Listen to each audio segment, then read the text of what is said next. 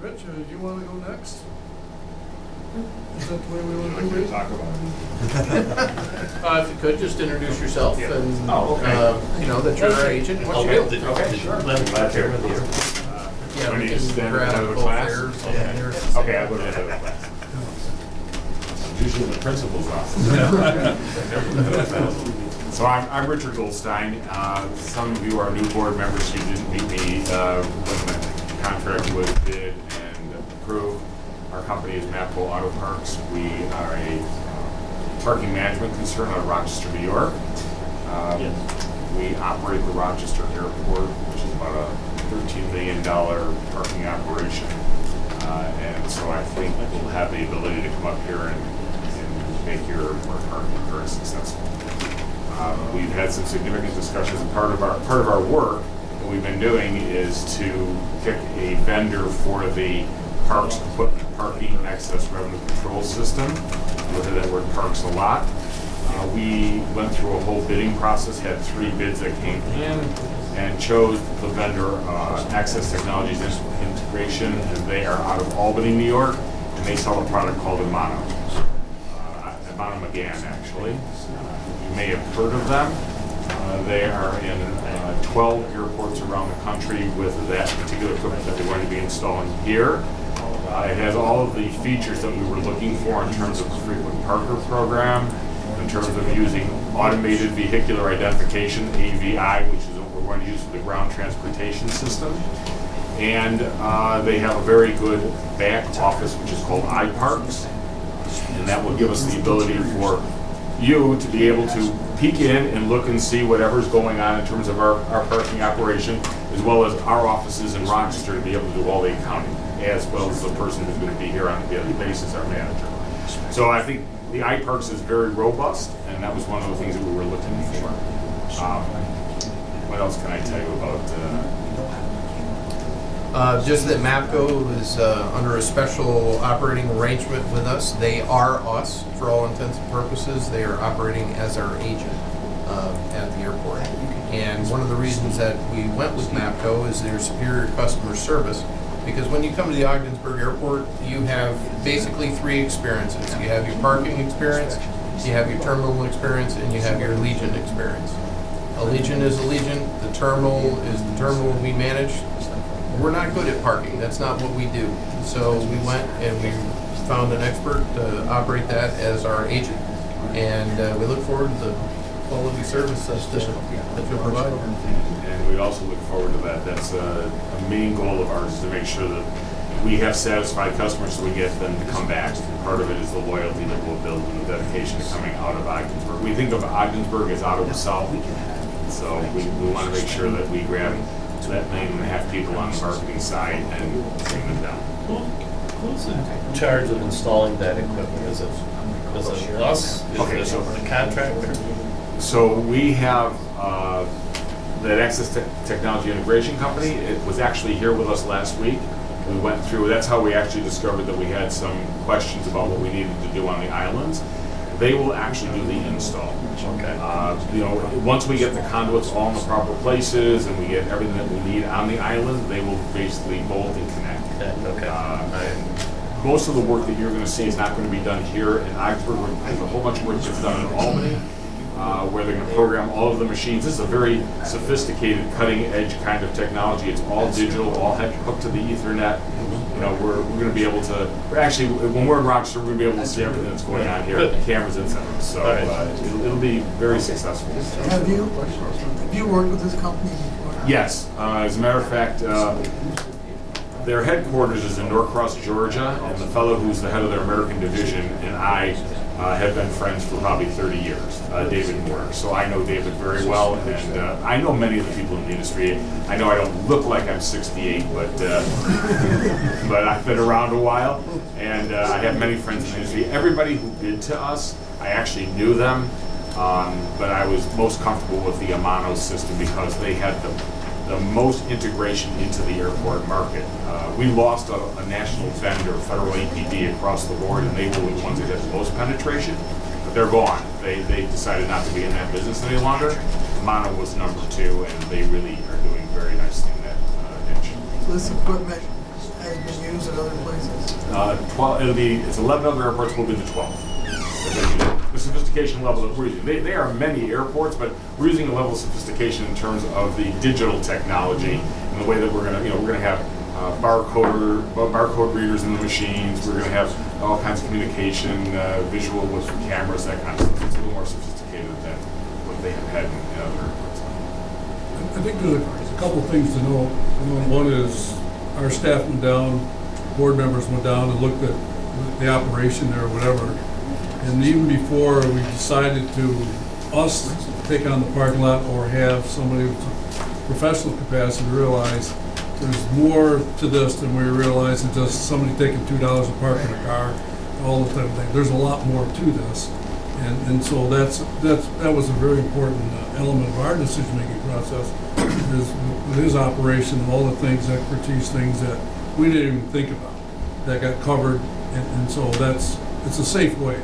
It's really the safe way, smart way, that somebody takes care of this operation. Okay, we have enough headaches to go with, but there are a lot of headaches to this operation. And, you see the checklist list of things that you didn't think about that could happen in the parking lot. And so all those things with his operation really clarified all those type of things that are involved, that who does what, how it's done. It's really very intricate. So I want to ask you one question, and William, is this is what I heard in the community. And the community is, there are people there that believe that they can open up their own park and fly operation. And I'm thinking, wow, I mean, somebody's really trying to impede into our money source that we put out for risk, whatever. And so I'm trying to think in my mind, if people out there are thinking that, how do we protect ourselves against or how does a park and fly operation come into this? Okay, so America's about free enterprise, but I think you're allowed to charge them up to 10% of their gross revenues when they come on board. And we're going to have a ground transportation system that will allow us to know whether they're coming on board or not, and coming into the facility and using it. So you can actually do something like the 10% charge of their gross. Now remember, it's self-reporting, so you'll have to sort of get into their books. But well, how do we know who they are? If somebody pulls up in a shuttle van with no markings on it, and it's an individual. Chad's been working on the ground transportation part of it, so this is Chad Cardo. He's our Vice President of Operations. I can speak to that a little bit. I mean, we've talked to Patrick at length, and we're going to put together a ground transportation piece where we're going to monitor all of the traffic coming on, whether that's shuttle buses locally or buses coming down from Ottawa. That would be a charter type situation. All of those we will issue tags to, so we can track when they're on the premises. If they're not registered, we're going to make them registered. And if they don't, then we'll issue a citation of some sort to move them in that direction. So what you're saying is license plate identification is going to come up? No, it's more in the like a sticker, like a permit sticker. Oh, I mean, how would you know what vehicle? So there's AVI tags that we use, and it's like an easy pass in the vehicle, and each vehicle will be issued one of those. I think what Sam is asking though is if somebody doesn't have an AVI tag, is that what you're Right. Yeah. okay? So in a park and fly situation, what you probably will have here is, because they're not going to have shuttle buses, they're going to probably have you come to their site, they're going to drive you up, they're going to drop you off, and then they're going to go back in the car and take the car back around. That's how they're going to do it. Right. You will notice if we watch with the cameras, because we've talked to Patrick already about having a camera facing the terminal and one facing the parking lots. So as we monitor those things over the course of time, we will recognize, I can't imagine that it's going to be a whole bunch of different people. We can see the same people over and over taking the cars out of the lot. We will then recognize that we have to do some investigation, and we'll pursue it. That's how we'll work. And it's partially, our staff as well will be tasked with monitoring that. So as they see these situations develop, then we're gonna have to make sure that they. To your point, I mean, could someone feasibly, in a one-off situation, drive a van in there and get away with it one time? Yes, maybe. But if there's any recurring nature to that, where they're actually operating a park and fly type of situation, we should be able to resolve that, Okay. and track that. Have you been successful in identifying those kind of operations in the past, the trailer operations? Yeah, the challenge is that right now, we don't really have it in Ogdensburg or in New York State, but with a lot of the Ubers and Lyfts of the world that are coming, and they'll be here someday, they're not here today, there's a lot of different complexity that's coming with monitoring that. So we've worked on ground transportation. This is a little bit of a different animal, but it's nothing that we're unfamiliar with. So I think we have to we've been working to craft a system that's going to account for all different types of ground transportation, because there's a lot of different ways that people can come onto the grounds, whether it's from a hotel shuttle, from Ottawa. There's a variety of different ways, and we want to have a handle on all of those different ways to access the facility. So the tariff that was mentioned, the material we received, how does that work? Well, one of the key things and one of the benefits already of having MAPCO as our agent is the commercial ground transportation services operator requirements. There are things in there that they've put together that frankly we haven't even thought of, and they put together a very good draft for our consideration today. Thanks, by the way. You're welcome. I guess the question I have, and we bantered this about a little bit yesterday in our airport meeting, have we thought about maybe initially or long term, like if somebody's coming over from Canada to, you were talking about the frequent or the discount program for frequent parkers or something like that. Have we thought about anything to, if they're paying $275 to come over each time they go across the bridge, maybe to incentivize them to park, or we thought about, hey, if you showed that you crossed our bridge, because we're getting revenue from the bridge too. Right. That's our, so we want to incentivize these people to park.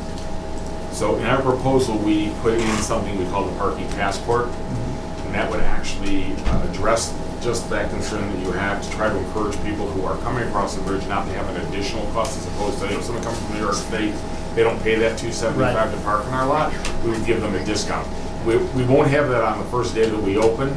We need to get the system in place and get that all working correctly, and then there's a piece of software that will have to be implemented into it to allow them to, it's a nesting situation, and they have to nest them in such a way that we can read what's going on out here and be able to communicate that to the folks in the airport piece of equipment. We don't have that yet. We've looked at it. We already had people here already looking at it to see what we can do. The So there's a most solution, challenging but piece it's, is really the integration between the system that's here at the toll and the system that's down at the airport. They have to talk to each other. And I appreciate that, but that's important, really important. Yes. I mean, I'm sure you guys know that's really important to us. Strictly from, hey, even from a marketing standpoint, Right. we want to know if these people are crossing the bridge and they're actually parking.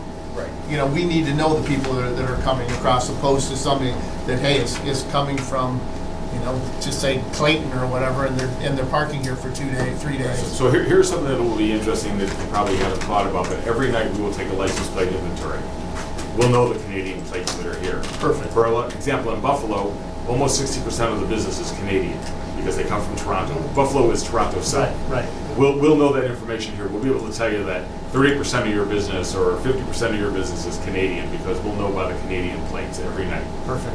So that just knowing that information is Yeah, no, important. that's really important. That's what I wanted to That's say. right. Yeah, and we'll work hard at getting that in as soon as we can. I mean, our first priority is make sure we can collect revenue from day one. Right. And then from there, we'll add some additional features, that being very high on the list, because we recognize it's a great feature to have, and, you know, it's all the same OBPA, so it's something we'll work hard to get in place as soon as possible after we get the initial load. Because I fly a lot, and it's going to be the rates that we're thinking about. When hey, I was in Ottawa, it's $21 a day Right. to park in Ottawa. So but it's just so that's going to be a huge bonus to them when they're coming down. Sure. Just about what we're charging, but we need to know that, because you're taking into the exchange rate 77% today. So we need to know those things and where our customers are coming from. Well, my thinking is a little different in some capacity, the fact that we're looking at $8 rate, and I'm saying, all right, how do I hold off the competition? And do I have a rate that somebody says, well, gee, I can get 7 or 6, and that would entice me to be involved in that business. And so your expertise would say, is $8 one of those numbers that would deter people to think about coming down here or flying or park and fly or where those where mom and pop operation would be, to say, is it worth all that trouble to do that? I mean, also, I think you can dictate something else, and that would be, and of course, it would be the city. I would assume the city surrounds your airport. Is that correct? Or whatever. Well, okay, but wherever those are happening, wherever those people have decided to put parking flags, there should be code. In other words, there has to be lighting, there has to be sewers, there has to be landscaping, there has to be paving. I mean, there are things that you could try to create in terms of ordinance if you want to try to make sure that. And the reason you're doing it is not because you're trying to eliminate competition, but you're trying to make it an even playing field. In other words, we provide a premier operation.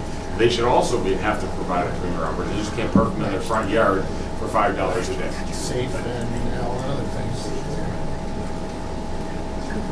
Now, and I apologize, this might have been covered in the briefing materials. I skimmed the contract, to be honest, but do you provide security, and otherwise what, how does your system, your software, your back office, your operation account for that? Because I feel like that's going to be an important factor in terms of drawing business here from Ottawa.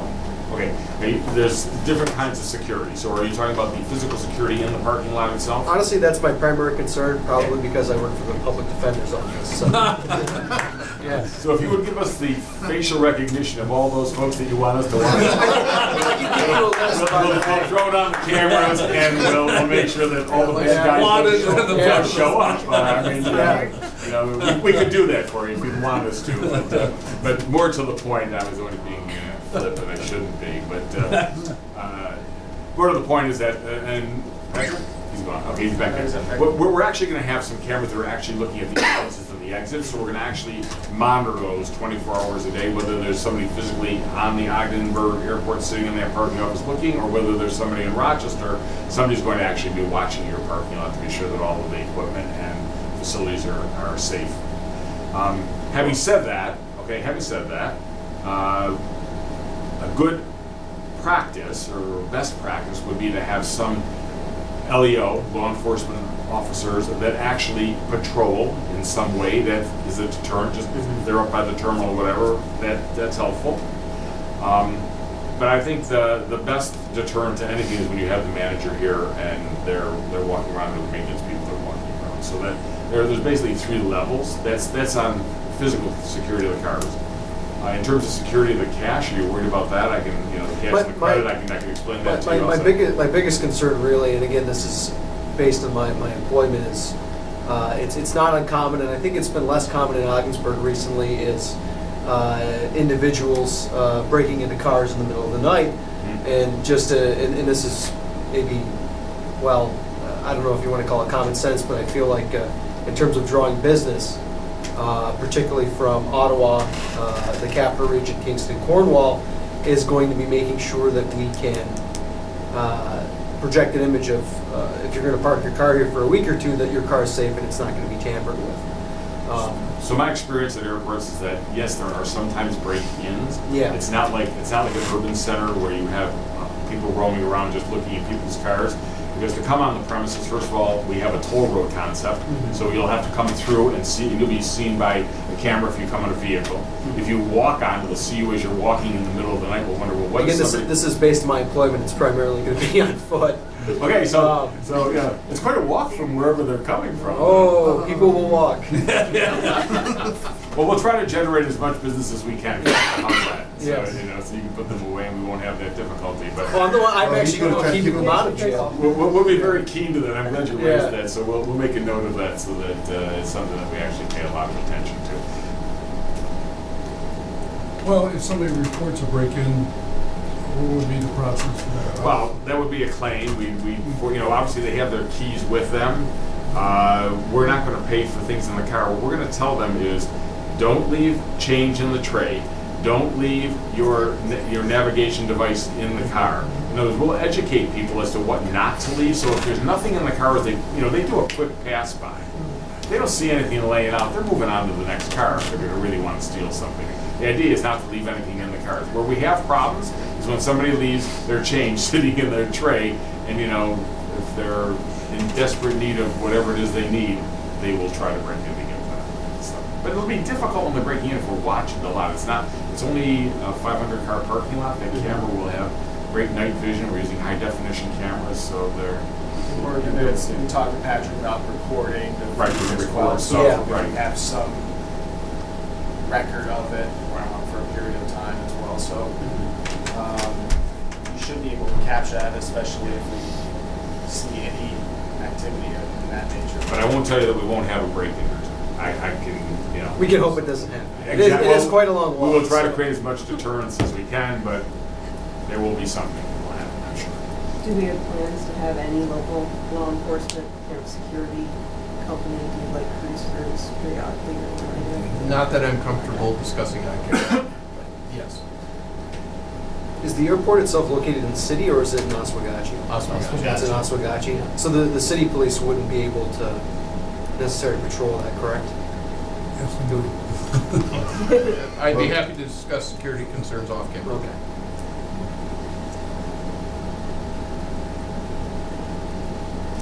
Anything else? Thank you very much. Thank you. Mr. Chairman, at this time, I'd recommend that we take all the airport items out of order, so that way we have all our airport experts here in the room in one spot, and that way we could get that wrapped up in our other business. Okay, I was hoping to take a 5-minute break. Yeah, can we take a 5-minute break? I vote for that. We can go for this. All in favor of taking a 5-minute break? Aye. Okay.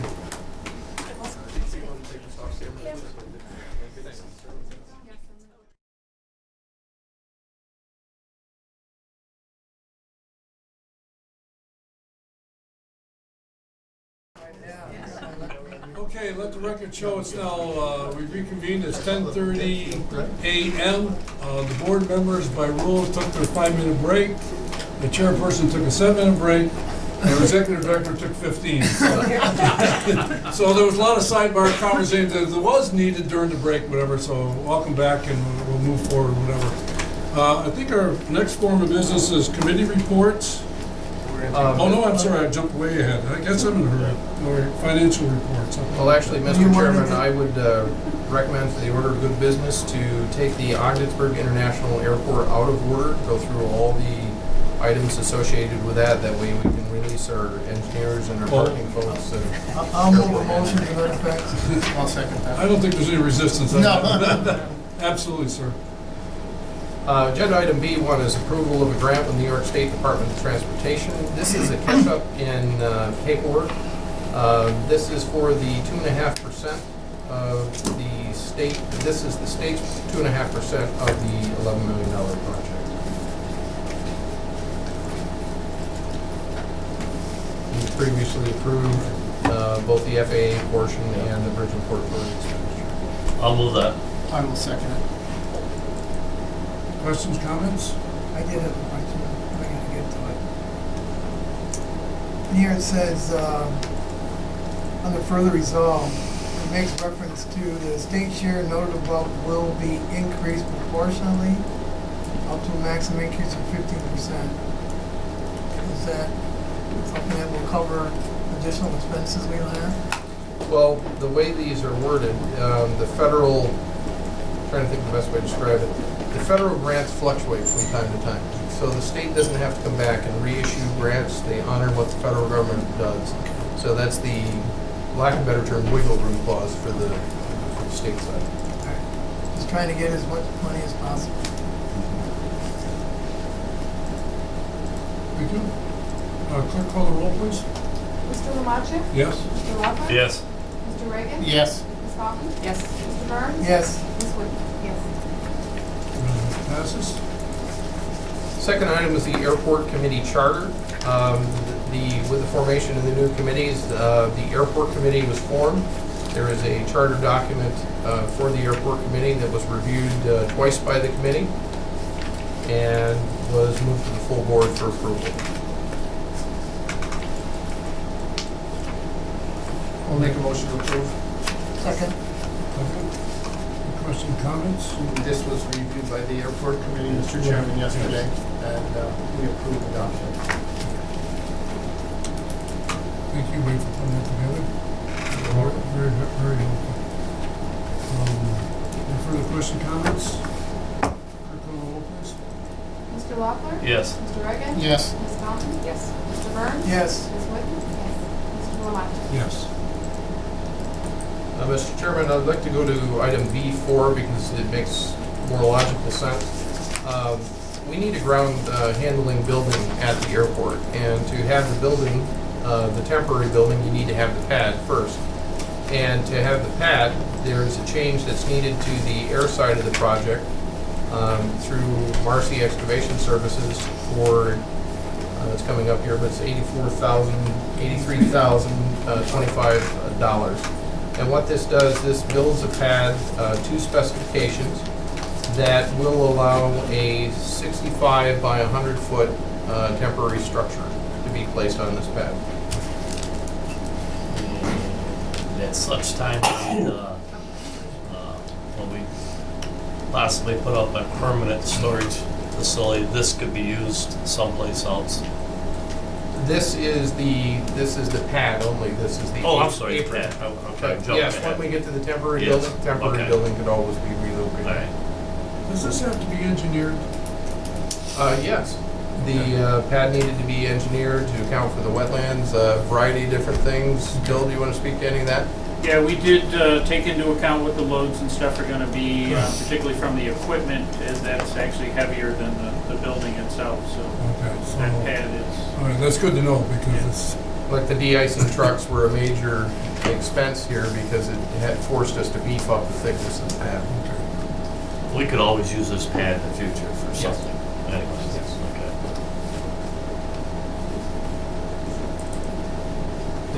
So we'd like to move that? I'll move it. Second. Any further question, comments? Clerk call the roll, please. Mr. Reagan? Yes. Ms. Dalton? Yes. Mr. Burns? Yes. Ms. Whitten? Yes. Mr. Lamache? Yes. Mr. Loeffler? Yes. I think what I'd like to make a comment here is for past board members, initiate, prepare, whatever. If this came from Patrick, not just from somebody, whatever, want to be some Patrick, all right, so that's an important part of the process that you have your support, or you're the one to present this, whatever, with your expertise, if it has a little more value to Are you it. talking with the GSC building? Yeah, I mean, those type of things, I mean, that's important for us. Yeah, We you want to- know it came from you, okay? Yeah, so the little bit of the history on the GSC building was Allegiant is the airline that's coming in, and they have quite a bit of equipment that they need to support their operation. This includes de-icing trucks, tugs, baggage carts, belt loaders, pushback tugs, water carts, lab carts, air start carts, preconditioned air, your heat, your air conditioning. All this equipment needs someplace to be instead of outside on a snowbank. So it was an agreement with the committee that basically we have to give them a place to store this stuff. So along with this temporary building, and we put it in a location that it was central to the operation at the terminal, which was actually that was probably one of the hardest parts, was finding a place to put this with constraints that we have, and that's why the building is the size and in the location that it is. Another thing that's involved in this is getting power to the building. We need to get power to have block heaters, lights, and things along that line, which is why when we were talking about the electric to the terminal, that was one of an added pull on the electric service that wasn't originally planned. So that's a little bit of the background on this. If we get into a point where they don't need as much storage, we can always use this building as well for any of our equipment, because we are, as you know, in a situation where we don't have a lot of storage as well on this airport. So it's also something, we put an oversized door on it, it's a 16-foot wide door. We can use it for some of our equipment as well, so it's not exclusive to Allegiant. We also have access to this building.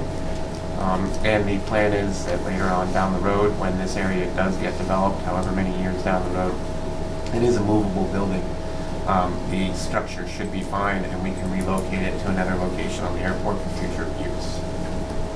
Thank you for that. So the first item would be B4, the ratification of the pad for $83,025 from Marcy. Was the vote done? Yes. Yes. Yeah. Was it? Yes. Wait a minute, I'm the one that usually does that. I apologize, I did not hear that. Okay, so. You're thinking ahead, that's for therefore, sure. We're talking about the GSE building, temporary structure, 65 by 100 feet.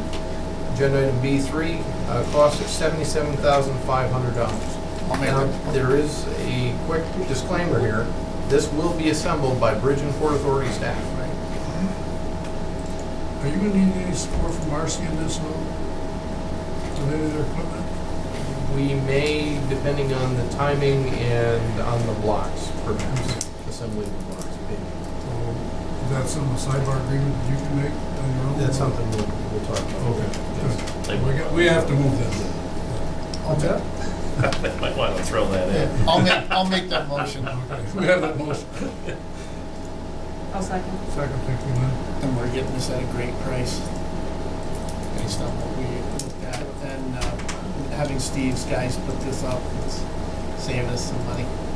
Yeah, just one thing, Wade, and there may be some engineering costs involved in the foundation that we just can't, we have the building engineered, but if the foundation isn't engineered, we're on the hook for any kind of, if something were to happen, that would be, everybody's out, that we didn't design it or get it to code. So we're working on that to just get that resolved so we can get the building ordered. Does that go to MJ, McFarland Johnson? or- They've helped us with some of that, but we're working on a couple other Okay. avenues there just to expedite everything. Appreciate their extra services.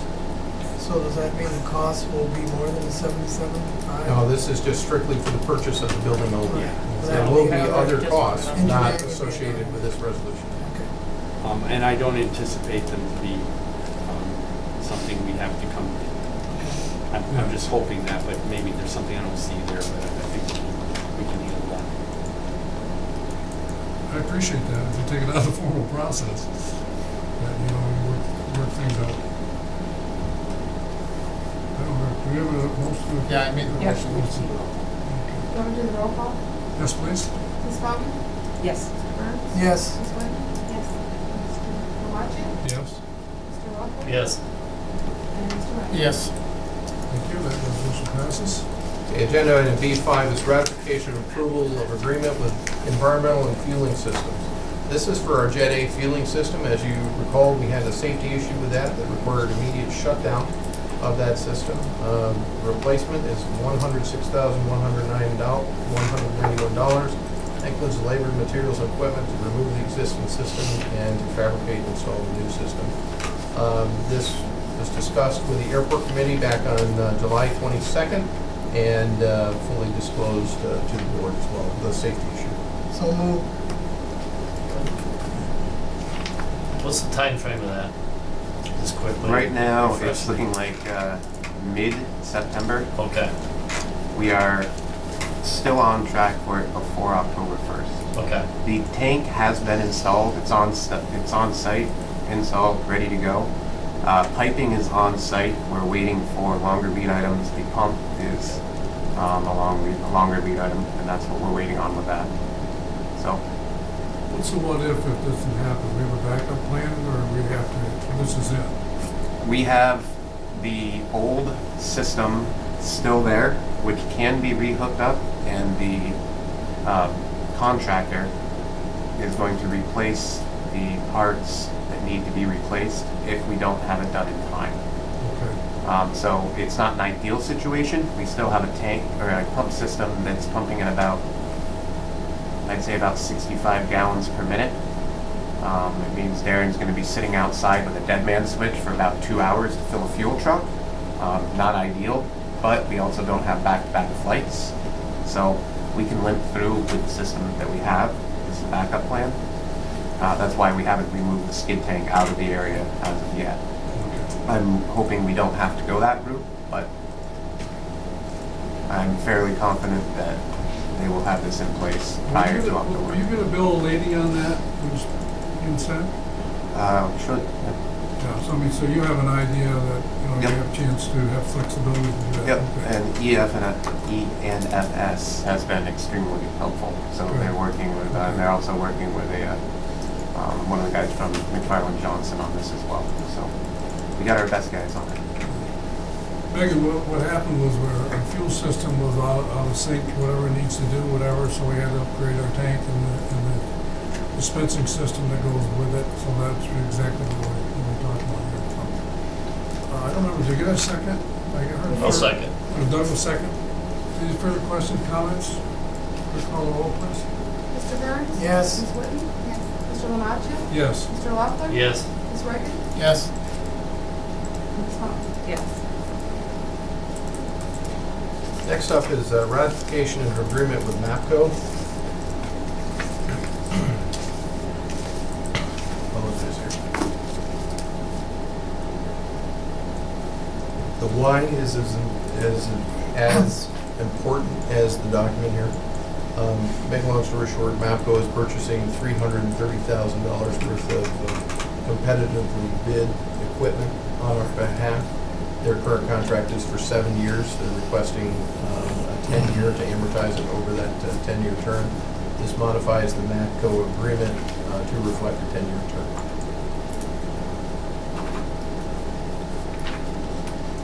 I'll make that motion. Okay.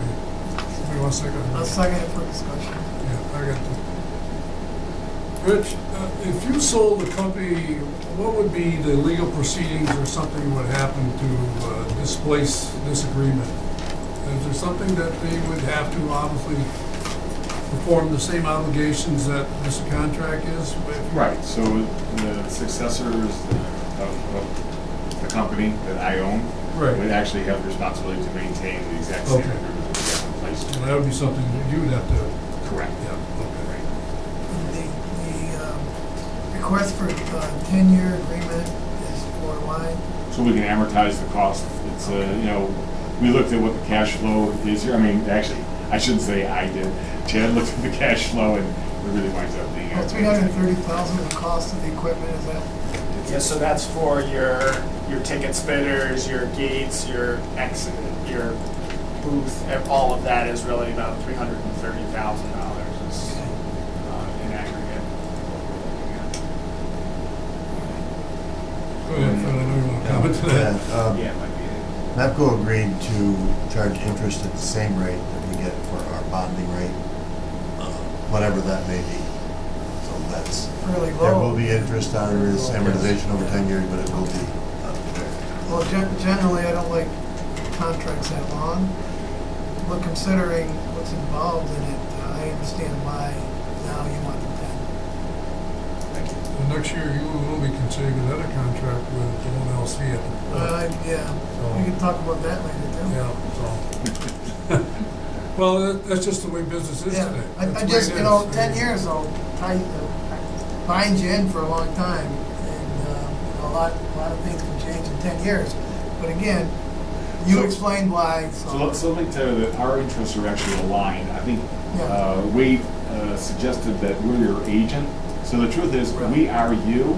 So Right. what decisions we make in concert with you, and we'll be sure to have your interests, because your interests are our interests. I'm sure, well, may I look over my agenda before I get here? To be honest with you, I would have voted no, until you gave the presentation and the explanation. Now that I've heard it, I have no problem with supporting it.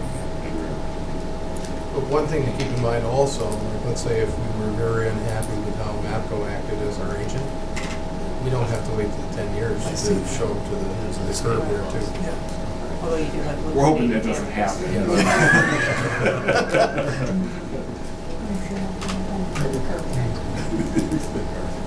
Clerk, call the roll. Ms. Whitten? Yes. Mr. Lamacha? Yes. Mr. Loeffler? Yes. Mr. Reagan? Yes. Ms. Falcon? Yes. Mr. Burns? Yes. We thank you. Thank you. We really do. Thank you. The next item up for the airport is the approval of the airport logo. The airport logo was developed and was put before the committee back on July 22nd. We're not done. Okay, let me get him. And the committee recommended approval, and staff concurs with the recommendation. Just trying to run out. Thought you were gonna get away. I told you I was in the principal's office a lot. And the logo is attached. I'll move it. Second? Second. Any question, comments? Maybe something you want to say, Patrick, about this, or John? It's a long process. Well, yeah, I mean, innovative, whatever. I think really the concern was for anybody, Ogden, Utah is OGD, and so we really thought we better get this out so people know it's OGS. And somebody thinks they're going to board a plane here in Ogdensburg, that they booked in Ogden, Utah, might be in for a little surprise, but Allegiant will take. Well, actually, no, Allegiant does have flights out of there, so that's really a concern. It looked great in this week's paper. Good. Yeah, it looks Good, really good. thank you. Yes. Thank you, sure.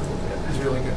It always helps to have other sets of eyes look at things, because at one point, I think the committee looked at it and said that you don't recognize the G prominently enough, and somebody else looking at that didn't even see, we didn't see that, so it was a good catch, and it's always why I guess you have second sets of eyes looking at things.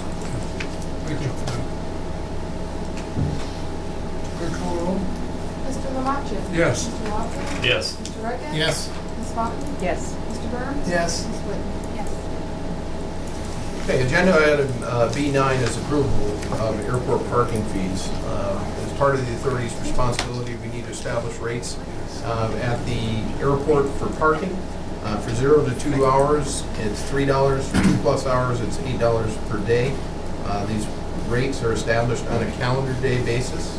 It has been reviewed by the committee yesterday, and also with MAPCO prior to that, who made the initial recommendation, and both the committee and staff recommend approval.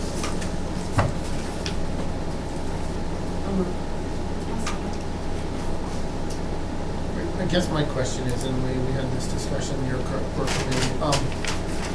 Rich, where did you guys come up with? Did you do a survey? We did an analysis, which we were here last week, so we actually had a very lengthy discussion about similar size. We actually looked at some Allegiant airports to see what was being charged at Allegiant airports, and also similar size airports with growth of the employees that we're anticipating. Right. And we felt, and then we also looked around to see what was sort of competitive within the neighborhood.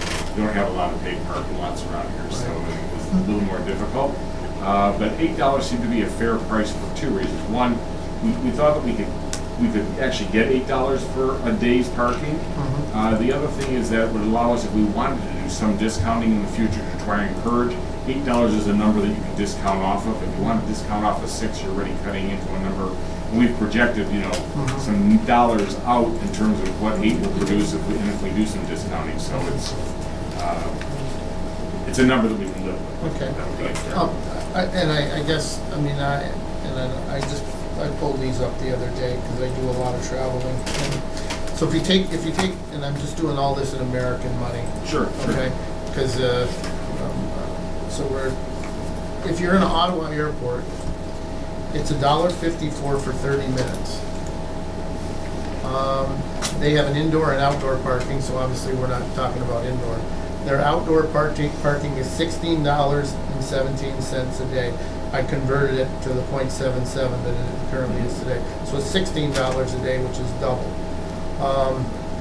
They have outdoor parking. They have a weekly rate. I'm not sure, we don't have a weekly. So we don't have a weekly rate yet. Okay.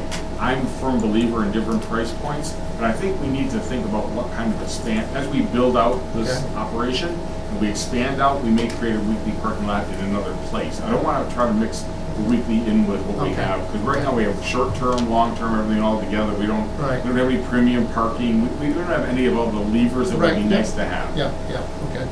Because just like in Ottawa, there's a different price point if you're indoors or if you're outdoors. Correct. Right. Okay, and then because their outdoor parking for a weekly is 57.75. I guess what I'm getting at is I'm almost looking, are we too low? Well, So- go ahead. So, I mean, You go ahead. Well, I mean, we did look at that. I mean, one of the challenges is, I mean, we looked at like a Plattsburgh, for example. Okay. One of the pieces in there is that we have that, Plattsburgh just charges a flat rate for the entire day. They don't have that stub piece, the 0 to 3 hours. They were the agreements. Yeah, so we're gonna pick up a little there for a short-term parker. We don't expect as much short-term traffic. right. And then we also looked at a lot of other areas that have Allegiant flights but are also close to the Canadian border. And, I mean, are we too low? We don't think so. We looked at a lot of different airports that had similar dynamics. I think there was one that was lower, and then there might have been a $10 one, I'm just going off of memory, but there were a lot in this price range, so it seemed pretty consistent. It seemed And we have to be cognizant of this fact. Cape Air is here. I mean, I know we're all talking about Allegiant, but we also have Cape Air. And they have 9 passengers on each airplane, and, you know, we want to make sure that we don't chase their customers to Messina, right? Absolutely. So, I mean, we don't want to price ourselves out of them, we want to be fair and encourage them to be part of what goes on here. One other thing, Karen asked me way back when she first opened this up, what about dropping off grandma? You know, and there is a half hour built into this, a half hour free period that we're not advertising, we're not listing. There will be that for everyone dropping something. Yes, last week I flew out of Buffalo, and Sunday afternoon I just went to the airport and I was there for about 40 minutes, and they charged me $1 on the way out. Just for reference. Yeah, as Fred said, we typically don't advertise that we have a grace period, but you won't have a lot of people saying, "Oh, I can't believe you're going to charge me if you're Yep. just dropping off." Yep. They won't. They'll kind of go through the system as easily as possible. People will learn about that. If they come on and they drop some traffic a lot, it's free for a certain period. Sure. I mean, I don't know the whole period, but they'll know there's a free period. Yeah. Well, keep in mind, all passengers are critical for us too, as we try to approach at 10,000. So. Well, I go back to what I was saying earlier, park and fly people are out there way down low. I mean, so I was thinking the other way, are we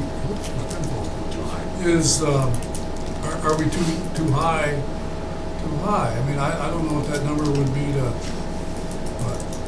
but I don't want to make sure that people. I think you hit the nail on the head. If you were at 5, they'll be at 3. No matter I mean, what it's going to be they're a gonna do function. it. It's going to be a function of Okay. where they can discount below you, and they're not. It's not going to be a function of that we start out at a price that they're not going to want to compete with us. Because if they have no shuttle service, they just use people to bring the car up and then drive it back. They only have the cost of labor. So it's a little different dynamic than what you see in some of the major airports, where they have to have 1,000-car parking lot. Maybe they have 5 buses, et cetera, et cetera. I guess my last question, I won't belabor this. What's your experience of raising, or when do you get to a point and say, hey, maybe we should be raising? Because I guess my concern is the last thing I want to think is, hey, geez, we're doing, 3 and 8, and then 6 months from now we're saying, hey, we should have charged 10. So in order to raise the price, we're going to have the demand, right? I mean, we don't want to create competition. So therefore, we're going to figure out what we need in order to expand others. We may need X number of dollars. We're going to look at that and say, can we raise that by raising the price such and such and moving forward? So we'll do an analysis for you as to how much we have to expend and how we can amortize that cost over that period of time and raise the rates that way. And that way we don't encourage competition off airport, and we're able to take care of our customers. So I guess that's sort of I sort of walked around. No, but that's the answer I wanted to hear. Okay. I sort of walked Thank you. around. I'm going to take it to another step. What if we created our own park and fly? I mean, we could very well do that. We could very well do that. We're very well versed in shuttle service. I mean, we have auxiliary type of parking lots, whatever. I mean, I don't want to get into that, but that's another business. We could. Yeah. Let's get a couple more airlines here. No, I know that. But I'm just saying, well, I'm saying is, I mean, Yes. Well, obviously you control the market. I mean, we're not talking about monopoly here, but we're talking about, So in Rochester, we used to have off-airport competition, and we were able to eliminate them. I won't explain how we did that, but I will tell you that we are a monopoly there. But the watchword that we have in Rochester is because we're a monopoly, we need to be better than if we had competition. So that's the whole idea. So to your point, Sam, we are going to be a monopoly here, but we have to be better than if we had 10 competitors. Let's see what we're dealing with. Right, exactly. Sam, just one last quick thing. Yes, sir. Frequent Parker, the Frequent Parker program and the parking passport, those will both be ways in which we can lower the cost for people that are regularly Okay. using it. So for those people that are using it on a regular basis, they'll lower their actual cost slightly.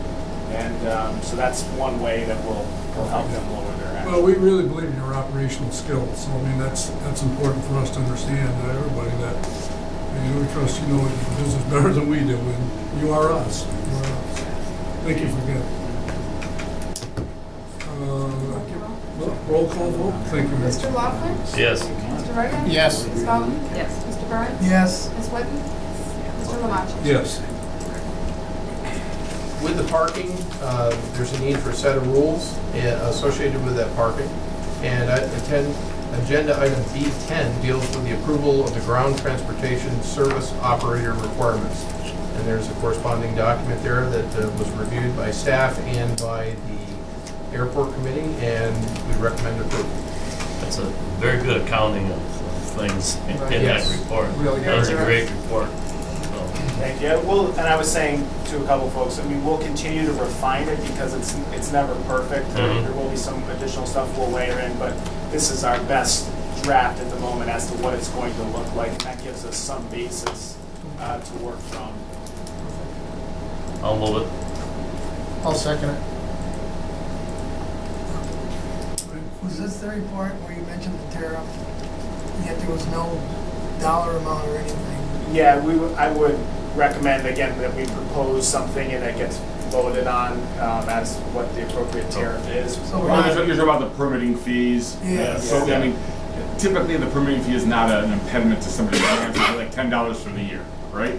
But then the trip charge is what we're talking about, maybe $1, $1.50, $2, whatever it is that and the buses will need, the charter buses will Right. need to be seen in a different way. So we didn't really refine that. We wanted to leave that sort of up to Patrick and, the airport committee, et cetera, to sort of. I didn't see it, so that's why, so maybe I missed it. One of the reasons it's not there also is we don't know yet what a bus would charge, right? If they're charging $100 or if they're gonna get $100 for each bus that comes down, then that's gonna dictate what we can charge them.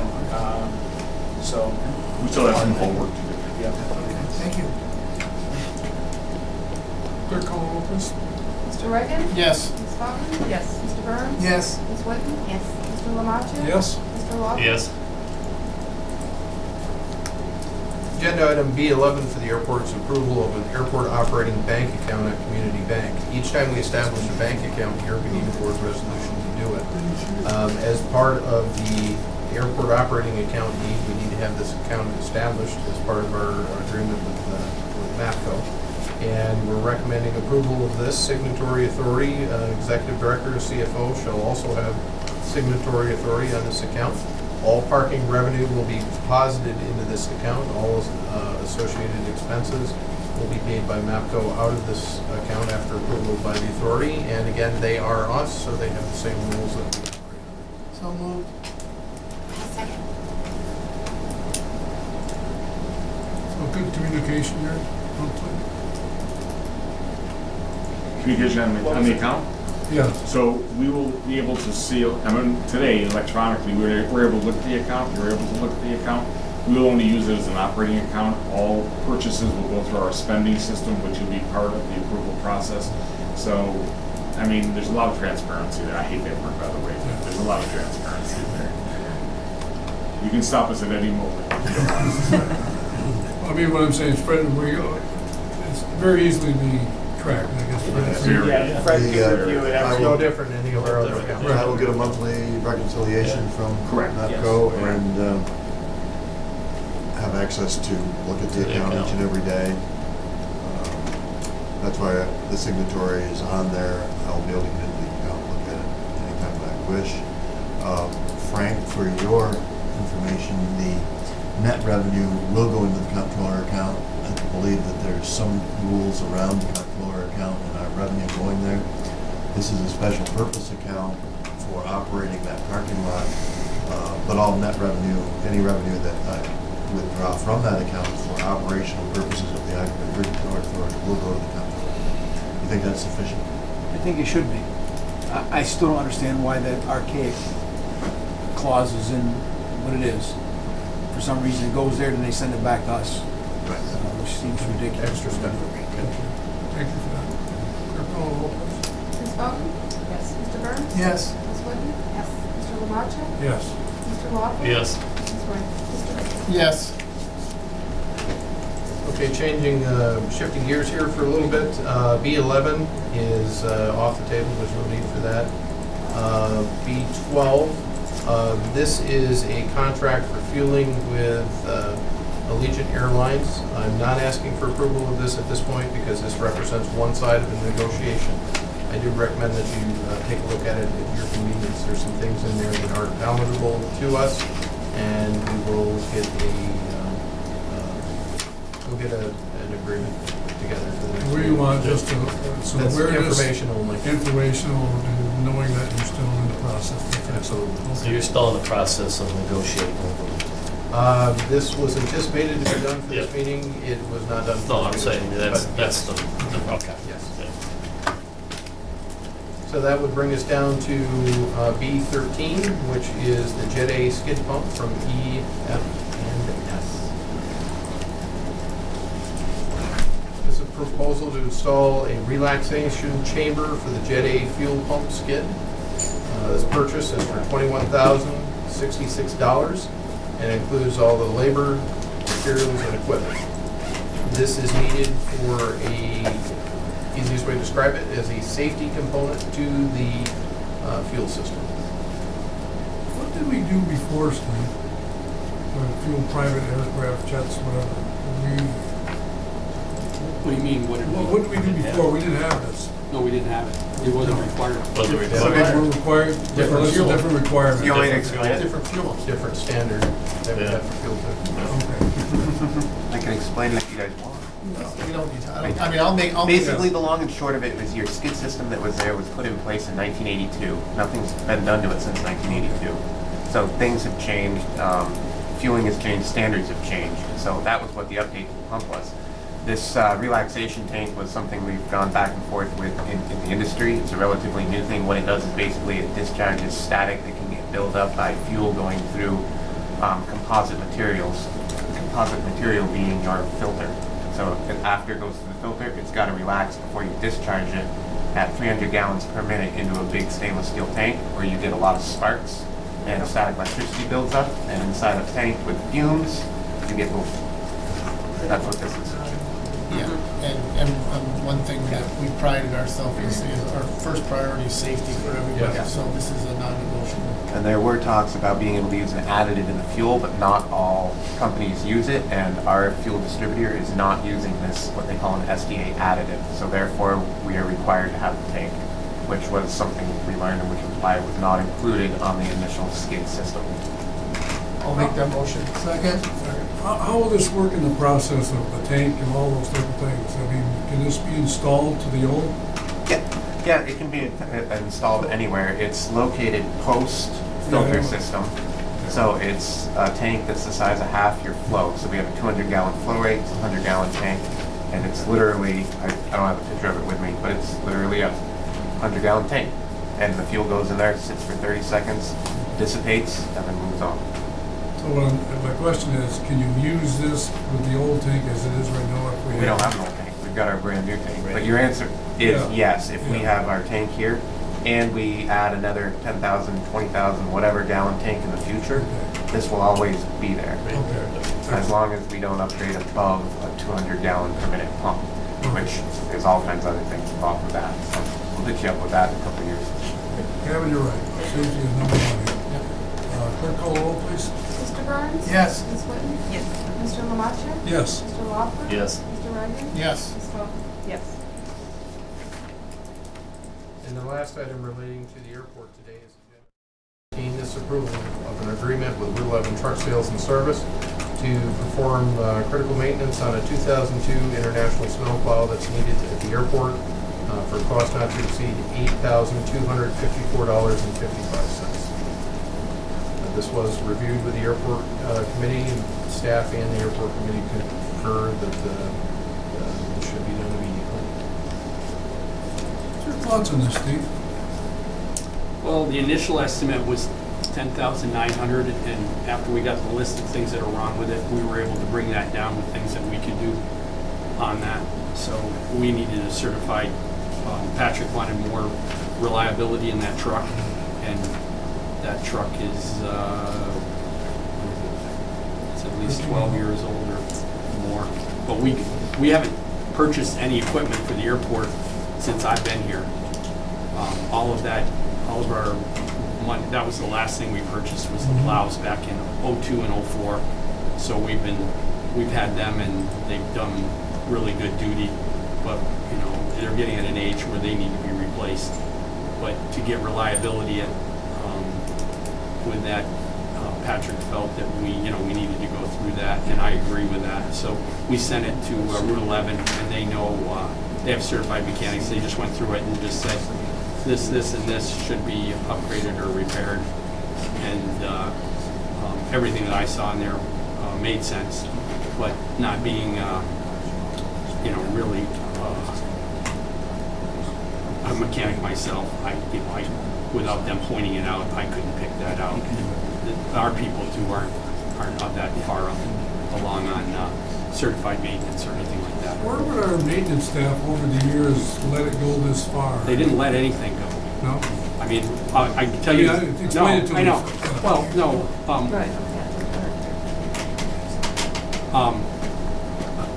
I'll give you an example. We had a John Deere tractor. This is 2006. The transaxle broke on it. I didn't have the people to repair it right there and then, so I got a price from John Deere for $1,100. Well, I'm not going to put $1,100 into a John Deere tractor, so we're going to junk it. When one of my mechanics got back from vacation, he said, let me take a look at it. For $160, he bought a transaxle part and the tractors. Now, well, that's the type of thing that we can do. We can look at certain things, but I have a limited budget. I can't. We take a lot of things here to the point of failure. We can't. We're not proactive with that. I don't have the people. I don't have the money to stay on top of a lot of that kind of thing. So I would say that the snow plows fall into that category. The larger things to do, we tend to send them out because when we have a problem and get done with. But the everyday maintenance on those are done. Oil changes, brake jobs, maybe a leak here and there, or a fuel tank replacement, or things like that are very easy. But when it comes to like engine work and everything like that, I don't have the time to put an engine there. I can't do an overhaul or anything like that. So is it fair to say our mechanics are working on other things? Oh, and that's why they're not working on this? Oh, you mean to do this work? Yes. Yeah, they can't handle, I would say, at least 50% of that, and I don't have the time to put that down. And then also when you get into it, you gotta have all the right tools. If you get in there and you break something off, then you've got a machine that's a part that you may have to bring somebody in with a mechanic's truck to fix. What do you think the reliability of a 2002 truck is after this, using it? It needs to be replaced.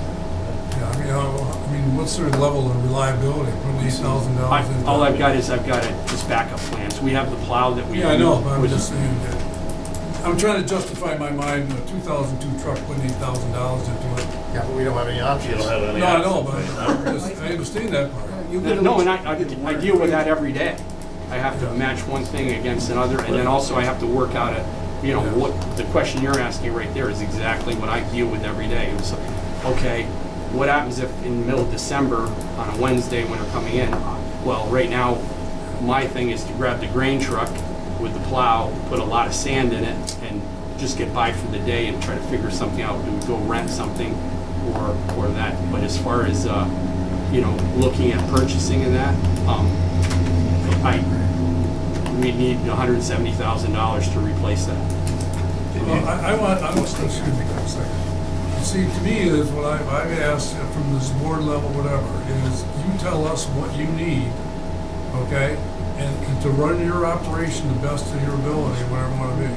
And so this board is open to, I know our checkbook's a little tight, but I mean, to me is, I want to know exactly what you really do need and what you forecast what you're going to need as we move forward. And that's important. And you said that in the past. Yeah. And I think part of my answer was, I try to balance out the whole landscape of our finances and try to make do, and I may to a fault go to the point where we're right with this truck now, because I totally understand your question And I about. listen, I don't want to be negative here, because No. it's not negative about you. No, I know everything about what you, I mean, not everything you do, because I couldn't keep track of it. But the element of, for every board member is, okay, Steve does a lot here. He's all over the place, whatever, and trying to make things work, and we're changing that operation. And so I just want you to be free to, to say, this is where I'm at and what I really need. Yeah, and, I think, if I just went purely on factual, what I need, it would floor you. I know that. I know that. And and then maybe that's the way to go, and we talk about all of it, but it seems that a lot of times, we have different needs. I know that when this budget year came around, we were tight, but also we have a lot of, things going toward the airport, and at the time you just feel, well, I can make this go for another year, and that's kind of how I looked at those type of things. Well, and you gotta be aware too, 2002, we could put $8,200 in that truck. He goes out and uses it 2 times, and something else might go down, it might cost us $2,500. So that's the realistic thing. And my hope is that this is gonna, it'll get it band-aided enough to where we can get through the season where we can deal with our needs, in the next budget year type of thing with all that. But I've got all kinds of ways of, we can get through this. We won't be left there. And my guys are the same way. They worry about having to make a phone call at 5 in the morning saying the truck's just dead on the runway. And we all have kind of, a plan in mind of just trying to get through to solve whatever's right in front of us. Fred had a comment. Yeah, Bill, is snow removal equipment eligible for our $1 million? Eligible both federally and state has been pretty generous with purchasing snow removal equipment too, so I would consider that for future grant years, absolutely. Well, but wait, there's a catch, and the catch is this mouse. This mouse system is gonna gobble up our first $1 million. Yeah. Before we But even get it's eligible, there. that was, Yes. And Absolutely. just after we purchased those snowplows, when we did the first renovation of the airport, all our discretionary money was saved up for 3 years. And that discretionary money bought us a certain size mower or snow removal. Well, okay, at the time we had our snowplows all taken care of. Well, 3 years or 3 or 4 years, so by 08 or 09, that I couldn't even look at equipment then. And then, you're all kind of familiar with where we went there with the discretionary money, and there was more important things than just exactly what Wade's saying is, okay, now discretionary money's got to go toward the mouse.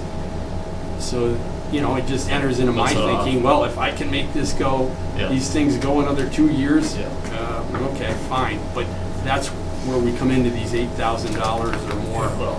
Well, So, go ahead. Well, I think that old cliche, that first impression, okay, you only get one shot at this, and our customers and everything about this, whatever, that we are prepared for everything that this first experience is. These people, I don't want anybody out there and say these people don't have any clue what they're doing, how they're doing it, whatever. I mean, so all the backup plans, all the things we need to do, with Patrick and all those things have to be. I don't want anybody to say, well, we're shutting down, we're not flying today because this, whatever it would be, because we can't plow this. So I want to make sure, obviously, safety number one and all the operational things all line up, that we're going to do the things right off the bat. And Patrick's got a lot of experience with snow removal that really has opened my eyes, and I feel a little more confident. It's like trying to support him with some of his concerns was where this kind of came about. So, I Sam. know you want to say something, go ahead. Sorry, I'm just, I want to make sure everyone's on the same page on what it is we're talking about here and what it is that we need. All right, so the FAA has a standard out there and they say how much primary surface do you have to keep this airport open. Usually that includes the main runway, it includes your, they consider it half your terminal ramp so that you can operate, and your emergency access to your ARF building, that's your aircraft rescue and firefighting building, and your emergency gates, okay? I unfortunately don't have my sheet, but I think I gave it to you last night. I don't know if you still have it in there. But we're about oh, never mind, I got it right here. We are about 1.5 million square feet of pavement that has to be cleared. And their answer is 1 inch of snow at a density of 25 pounds per cubic feet. That's what they put as a standard for all airports in the country, okay? I put all the information in, then basically what we're required to have is 1 rotary plow, that's a snowblower. We've got that, it's big enough, check that off the list. We need 2 displacement plows, those are your plow trucks you see on your highways, and they have to have a blade width on them of at least 11 feet. We've got 1, that's the truck we're talking about. If I don't have that truck, we've got 0. We need 2 hopper spreaders. Those go in the back of the dump body so that I can spread sand or my de-icing chemical. We can't use salt, so we have to use a special chemical, either sodium formate or sodium acetate. So we have 1 spreader, means I need 1 more. And we need 2 sweepers. Sweepers can either be a tow-behind model that I can tow behind those trucks, and then if I need to use the spreader, I can go dump them in the lot, unhook them, use the spreader. Or it's usually a front end mounted, usually an Oshkosh H series with a 22-foot sweeper on the front of it. I can find these things used. I can get really decent prices on them. I just had a really nice unit out of Colorado for about $46,000. Brand new, these are about $560,000. Centennial, Colorado takes excellent care of their equipment. The problem that I'm running into is I know we're on constraints with how much money we have. We know we need at least 1 more truck, 2 sweepers, and a spreader. Oh, and a 4x4 ops truck. Just a normal pickup truck for operations. Okay, that's what we need. The problem is that I get the used equipment. I find a really good deal. So I find a piece of equipment from Centennial that's 96. They take excellent care of their hangar cleats. I've got no storage building to put it in at the airport, and I've got no maintenance facility to work on this equipment. So the answer that I get is, we'll leave them outside all year round, and when we need to fix them, we bring them down to the Port Authority, and Steve's guys work on them. It's all well and good, except for it's a significant amount of time that my equipment's down, and I have to keep a runway open. And I'll one-up you on that. If I get this H-Series Oshkosh with a 22-foot broom on the front, I can't drive that 22-foot broom down the highway to the port. So that's giving me restrictions on what I can buy for used equipment. I'm gonna have to get into a tow-behind situation, but still, you're asking a mechanic to work in a snowbank on a piece of equipment that's completely iced up. And the only idea that we've had is we can use the transient hangar that's heated, and we can put it in there and thaw it out, hopefully, and get it thawed out and work on it. But right now, that's where Cape Air is every night. That's where they are when they're 402. So this is a little idea of what we're working with, which is, we'll work with it, but I need this truck fixed. And I need another truck, and that's keeping those going. We're not taking the truck away from you, we're assessing ourselves. No, I know. I'm just saying, I gotta have some way that I know that I can have 2 trucks that are working. Yeah. To keep that option. Now, there is a secondary option, and this one is eventually where everyone wants to be. It's where airports around the country are going, which is why I can find so many of these H-Series Oshkoshes for sale, because everyone's moving from those front-mounted rooms into multitask equipment. This would be ideal for us, because keep in mind, I only have 1 operations person that's working for my snow crew right now. That's we're going to have to address as well. So right now you've got 1 person in a plow truck, 1 person in a sweeper, and 1 person in a snowblower. You got 3 people. These multis have a blade, a sweeper, high blower, and they do it all at once, and they do it twice the speed. People don't know, it's a huge piece of equipment. It's a huge piece of equipment. You've got a 22 to 28 foot blade on the front. It's a quick disconnect. Right behind the mounted cab, you've got an exact same size broom. And then behind that, you've got these huge fans that blow it. So it plows, sweeps, and blows everything clean in one pass with one operator. Price tags on these, last time I bought one for the last airport I was at, it was actually, we got it for $640,000.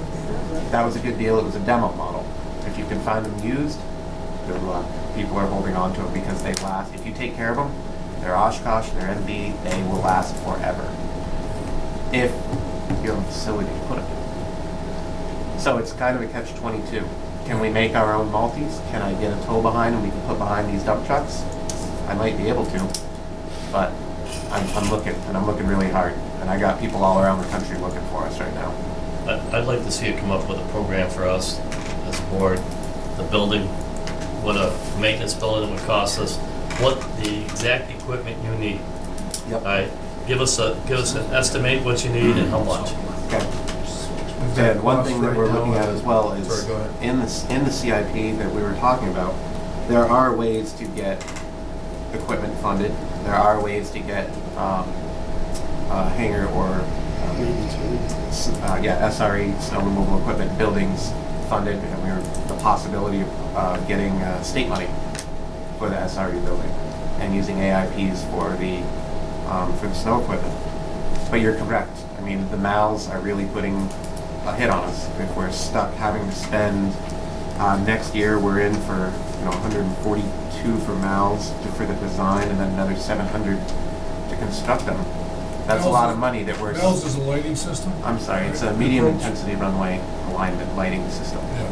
I think Patrick Ben talked about this last night, and we're trying to get a meeting scheduled with the FAA to talk about 17 and beyond. And one of the things I think we should present to them is what we're talking about right here, and see if we can't get that MAL system pushed down the list. In an interest of human health and safety. This is Well, this board and this administration has taught safety since day one with this airport. And if we need some equipment for safety, then we've got to bite the bullet. We're in deep enough now. But if we need it, we got to get it. Pure and simple. Well, and that's exactly the argument we're going to make to the FAA. There's a better safety benefit to buying equipment than there is replacing that approach. And how do you guys feel? Do you want me to continue? I mean, I can look into getting new, I can look into getting used. I think you get us both prices. I'll try. Get us both. In answer to your question about the building is And I got a it. $3.2 million cost. We have a current CFA, that consolidated funding application into the state right now, which could fund about $650,000 of that. Is that the same grant we're working on with Leanne and them? Yes, that's the same one. For just temporary storage of some of this equipment, I think our hangar bay is full right now, right? I don't know if any, like, if we take one of those hangars, is it big enough to put some of the equipment in? I kind of went on the rampage and I went around that airport and said, where can I find storage equipment? There's got to be something around. And I found a little bit on the end of the T hangars that we can store the four-wheel drive pickup truck. At least we got that. I found another, a very large garage that was. It was the original maintenance garage out there. Yeah. Built in 83 or 85. It was full of a lot of stuff. The power has been disconnected, the heat's disconnected, it was run down. We just, yeah, well, actually, you gotta go out and look at it. Our guys have done amazing work. Thank you to Steve and his guys. We've gotten the garage door fixed. It's all painted, looks nice. Got the whole area cleaned out. We've got, we're parging the floor so it'll seal. This is now a building that the snow blower will fit in. We still have to get on board with some power and some heat into it. We've got Colin Hammond coming to look at that. But it's a building that we can now utilize that wasn't utilized before. But it's something. But we need more. Well, you can tell a lot of discussion that, it just, if you go back 3 years ago, we didn't have these type of discussions in interest of time and elements and complexities and things, whatever. So now all of a sudden, and I think back, I worry about our staff, and I don't want to say whatever, the stress we put on people here, whatever, at this point in time. I mean, it's been very, very stressful. to ask our people to take on a project and still run all the other operational things that we're doing. It's been very difficult on them. And, I mean, I know they're working as hard as they possibly can, but somewhere along the line, we just don't have the manpower.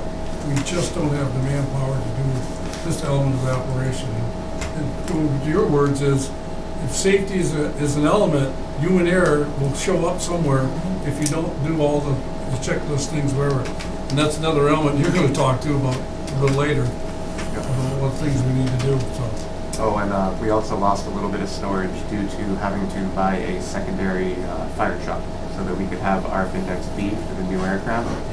So where we had our FBO operating out of, both bays are filled with fire trucks now. Yeah. So, and then when we had the 402 in the hangar, that's now the terminal. So that's why the 402 is no longer in the terminal hangar. It's now over in our transient hangar, which was where we were using for storage. So I literally lost the hangar, the FBO. Yeah, so we've lost some areas and we haven't gained much. Is our I have a budget? second. We have a motion, no, we don't have a motion. Okay, okay. What's on, is our budget year calendar or State is the state. steady state? I'll make that motion. A second. Clear call the roll, please. Ms. Whitten? Yes. Mr. Lamacha? Yes. Mr. Lawler? Yes. Mr. Reagan? Yes. Ms. Walken? Yes. Mr. Burns? Yes. It's all good discussion. At this point, I'd like to thank our representatives from McFarland Johnson, who's sitting for the airport section. Thank you. And also, thank you to Chad and Matt.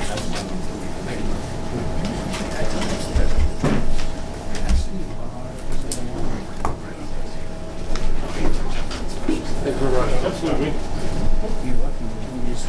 I lost more. Everyone got married, lost Yeah, we more. did quite a bit down there. He didn't get away from your office, that's the thing. Yes, I just wanted to.